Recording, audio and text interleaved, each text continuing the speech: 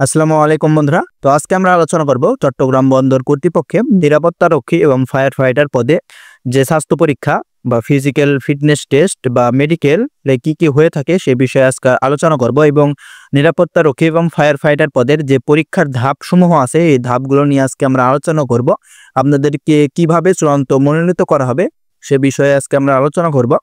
তো সম্পূর্ণ ভিডিওটি শুরু করার আগে বরাবরের মতো একটি রিকোয়েস্ট, যারা এখন আমাদের এই চ্যানেলটি সাবস্ক্রাইব করেনি অবশ্যই আমাদের এই চ্যানেলটি সাবস্ক্রাইব করে আমাদের সঙ্গে থাকবেন। তো ভিডিওটি ফুল কন্টিনিউ করবেন, কেটে কেটে দেখবেন না। কেটে কেটে দেখলে কিন্তু আপনারা কিছুই বুঝতে পারবেন না। আমরা A to Z সমস্ত কিছু আলোচনা করব। তো নিরাপত্তা বিভাগে আপনাদেরকে প্রথমে যে কার্যক্রমটি হবে সেটি হচ্ছে যে আপনাদের ফিজিক্যাল ফিটনেস টেস্ট পরীক্ষা করা হবে। তো আপনাদেরকে প্রথমে মাঠে যাওয়ার জন্য আপনাদেরকে SMS এর মাধ্যমে জানিয়ে দেওয়া হবে আপনাদের যে মাঠে যাওয়ার তারিখ, সময় ও স্থান। তো আপনাদেরকে প্রথমে SMS এর মাধ্যমে ডাকা হবে মাঠ করার জন্য। তো আপনাদের এই মাঠটি মূলত হয়ে থাকে চট্টগ্রাম বন্দর কর্তৃপক্ষের স্টেডিয়াম। তো যেটি হচ্ছে যে চট্টগ্রাম যেটি বন্দর স্টেডিয়াম নামে পরিচিত, সেই বন্দর স্টেডিয়ামে আপনাদের মূলত মাঠটি হয়ে থাকে।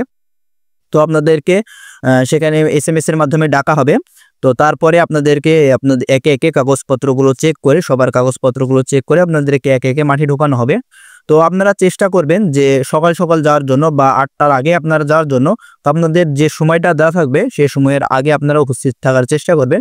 তো আপনাদের কাগজপাতি চেক করে মাঠে ঢোকানোর পরে আপনাদেরকে লাইন ধরে বা সারিবদ্ধভাবে 10 জন বা 20 জন করে দাঁড় করানো হবে। সেখান থেকে আপনাদের দৌড় প্রতিযোগিতা নেওয়া হবে। 10 জন বা 20 জন দাঁড় করিয়ে দৌড় প্রতিযোগিতা হবে। সেখানে আপনাদের 400 মিটার 80 সেকেন্ডে দৌড়াতে হবে। আপনারা যদি 400 মিটার 80 সেকেন্ডে দৌড়াতে সক্ষম না হন বা আপনারা যদি না পারেন তাহলে সেখান থেকে আপনাদেরকে বাদ দেওয়া হবে। তো আপনারা যারা দৌড় প্রতিযোগিতাতে টিকবেন তাদেরকে পরবর্তী কার্যক্রমের জন্য রেখে দেওয়া হবে এবং তারপরে আপনাদেরকে একটি রুমে নিয়ে যাওয়া হবে এবং সেই রুমে নিয়ে যাওয়ার পর আপনাদের সেখানে পায়ের ফ্ল্যাট ফুট, আপনাদের পায়ের ভেরিকস ভেন, আপনাদের নাকের সমস্যা আছে কিনা, তারপর আপনাদের স্কিনের কোনো সমস্যা আছে কিনা, তারপর আপনাদের চোখের কোনো সমস্যা আছে কিনা, আপনাদের চোখের দৃষ্টিশক্তি 6/6 আছে কিনা, তারপরে আপনাদের দাঁতের কোনো সমস্যা আছে কিনা বা চোখের যে কালার সেটি অস্বাভাবিক আছে কিনা, এগুলো পরীক্ষা নিরীক্ষা করা হবে। তো সেখানে আপনারা যদি প্রাথমিক মেডিকেলে টিকে যান, যারা সেখানে টিকবে তাদের সেখানে রোল নাম্বার এবং রেজিস্ট্রেশন নাম্বার এন্ট্রি করে নেওয়া হবে এবং যারা মেডিকেলে বাদ পড়বেন সেখানে স্বাস্থ্য পরীক্ষাতে যারা বাদ পড়বেন তাদেরকে সেখান থেকে বের করে দেওয়া হবে। তো সেখানে স্বাস্থ্য পরীক্ষাতে যারা টিকবেন তাদেরকে সেই দিনই আপনাদেরকে সাঁতার দেওয়ানোর জন্য আপনাদেরকে একটি পুকুরে নিয়ে যাওয়া হবে। তো সেখানে আপনাদেরকে সাঁতার দেওয়ানো হবে। তো সেখানে আপনাদের ফার্স্ট সেকেন্ড হওয়ার প্রয়োজন নেই। সেখানে দেখবে তারা যে আপনারা সাঁতার জানেন কিনা। পর্যায়ক্রমে ফার্স্ট বা সেকেন্ড এরকম কোনো পরীক্ষা নেবে না বা আপনাদের ফার্স্ট সেকেন্ড হওয়ার কোনো প্রয়োজন নেই, শুধু সাঁতার জানলেই চলবে। তো তারপরে আপনারা যারা সাঁতারে টিকবেন তাদের রোল নাম্বার এন্ট্রি করে নেওয়া হবে এবং সেই দিনের মতো সেখানকার কার্যক্রম শেষ আপনাদের হয়ে যাবে এবং রোল নাম্বার এন্ট্রি করে নেওয়ার পরে পরে আপনাদেরকে তারা আপনাদের রোল নাম্বার অনুযায়ী তারা আপনাদেরকে মোবাইল ফোনের মাধ্যমে বা চিঠির মাধ্যমে আপনাদের যে পরবর্তীতে যে লিখিত পরীক্ষা হবে সেই লিখিত পরীক্ষার সময়, তারিখ, স্থান সেগুলো আপনাদের SMS এ বা আপনাদের চিঠির মাধ্যমে জানিয়ে দেওয়া হবে এবং আপনাদেরকে পরবর্তীতে আবার ডাকা হবে। তো সেখানে আপনাদের লিখিত পরীক্ষা অনুষ্ঠিত হবে। তো লিখিত পরীক্ষা আপনাদের বেশিরভাগ অনুষ্ঠিত হয় নৌবাহিনীর যে প্রতিষ্ঠানগুলো আছে, নৌবাহিনী স্কুল অ্যান্ড কলেজ, সেই প্রতিষ্ঠানগুলোতে নৌবাহিনীর প্রতিষ্ঠানগুলোতে বেশিরভাগ পরীক্ষা হয়ে থাকে বা খুব কম সংখ্যক আপনাদের পরীক্ষা হয় যে বন্দর কর্তৃপক্ষের যে প্রতিষ্ঠানগুলো আছে সেগুলো নিয়ে। তো আপনাদের 75 মার্কের লিখিত পরীক্ষা হবে। তো সেখান থেকে আপনারা যারা 50 মার্কের উপরে পাবেন সেক্ষেত্রে আপনাদের টিকার চান্স থাকে বা 50 মার্কের যদি নিচে পান তাহলে সেক্ষেত্রে আপনাদের টিকার চান্স খুবই কম থাকে। তো তারপরে আপনারা যারা লিখিত পরীক্ষাতে টিকবেন তারা আপনারা মৌখিক পরীক্ষা দেওয়ার জন্য আপনারা সুযোগ পাবেন। তো আপনাদের লিখিত পরীক্ষাটি হবে মূলত বাংলা, ইংরেজি, গণিত এবং সাধারণ জ্ঞানের উপরে।